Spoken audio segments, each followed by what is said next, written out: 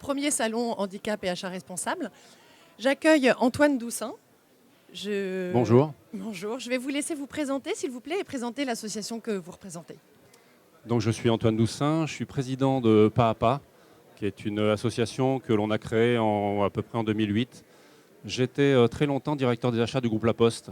Et donc, au moment de la création de Pas à Pas, j'étais directeur des achats du groupe La Poste. Et on avait des besoins pour nos acheteurs, pour la filière achat. La Poste, c'est à peu près 500 acheteurs répartis sur l'ensemble du territoire.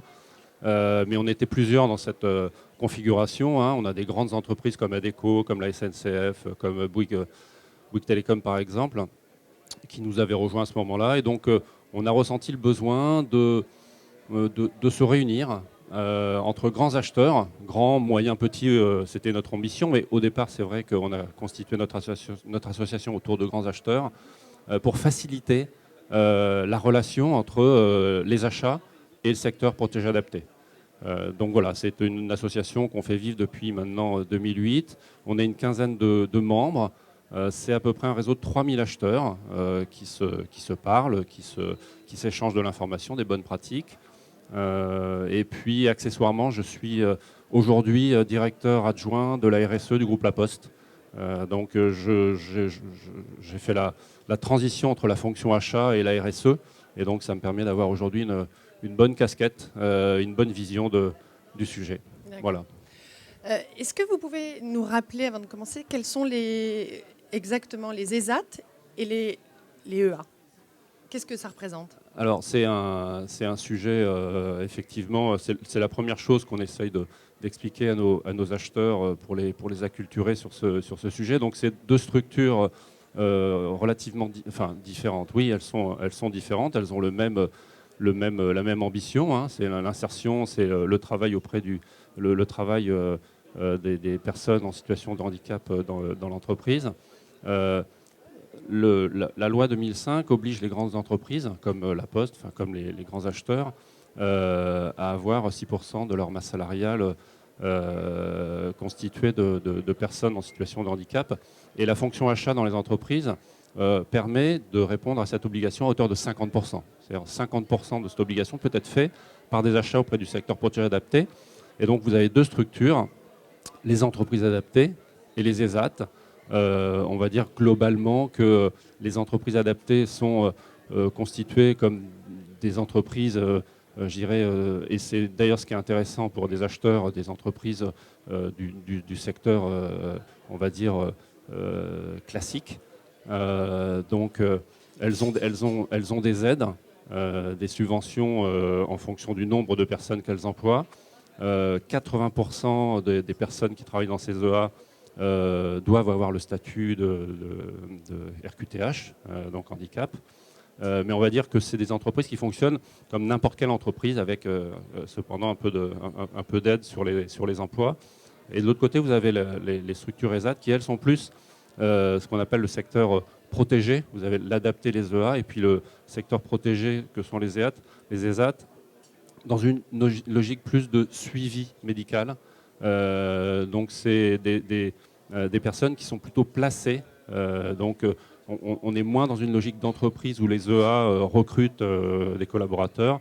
Là, vous avez des ESAT dans lesquels on place des personnes, où vous avez un peu plus de suivi médical. Et donc c'est peut-être des prestations qui sont un peu différentes des EA.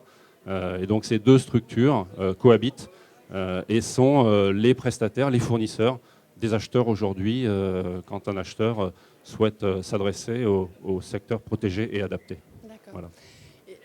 Quels sont les avantages pour une entreprise de passer par le secteur protégé? Alors, on va dire que on peut le vivre comme une contrainte, on peut le vivre comme une opportunité, mais il y a une obligation. Je vous ai rappelé l'obligation de la loi 2005 des 6%. Et donc les achats finalement représentent une opportunité, puisque peuvent contribuer à hauteur de 50% de cette obligation. Donc pour l'entreprise, il y a déjà un aspect, on va dire financier, contribution à GFIP, qui est au travers de ces achats, de contribuer à cette obligation. C'est souvent, on va dire, dans une politique d'achat responsable, un premier axe que les entreprises vont travailler, parce qu'il y a cette obligation.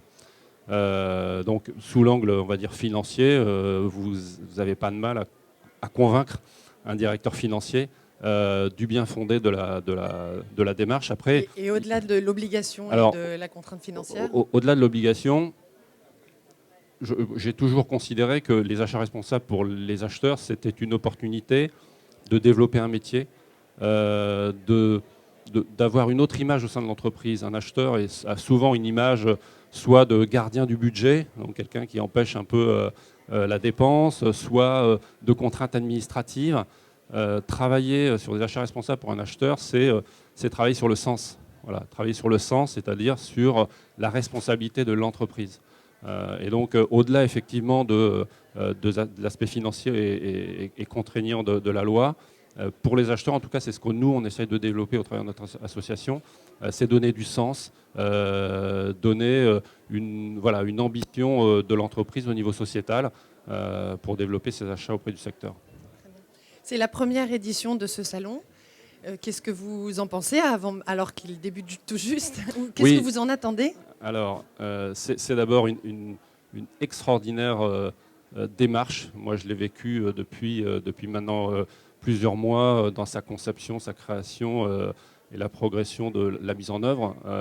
Donc, moi, ce que je peux constater aujourd'hui, c'est que ce qu'on voit ce matin, c'est le résultat d'un travail de fond, mais d'un travail très collaboratif qui a associé l'ensemble des structures. Donc, la première chose qu'on peut dire, c'est que il y a vraiment eu un souci d'intégration, d'insertion de l'ensemble des parties prenantes. Et Dieu sait si le secteur adapté protégé est peut-être complexe, peut-être protéiforme. Ce que je vois aujourd'hui, c'est qu'on est tous là. Et c'est un vrai plaisir, c'est une performance du salon. Ensuite, sur l'organisation, c'est vrai que ça donne beaucoup de visibilité.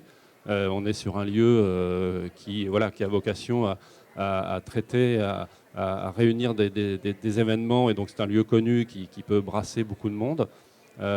Et puis, ce que je vois aujourd'hui, c'est qu'il y a beaucoup d'animations. On est à peine, je sais pas, 9h, il est 9h30, et il y a déjà beaucoup d'affluence, beaucoup de mouvements, beaucoup d'intérêt. Voilà, donc c'est une très très belle réalisation. Voilà, la journée n'est pas finie, mais on peut quand même dire que c'est déjà un succès.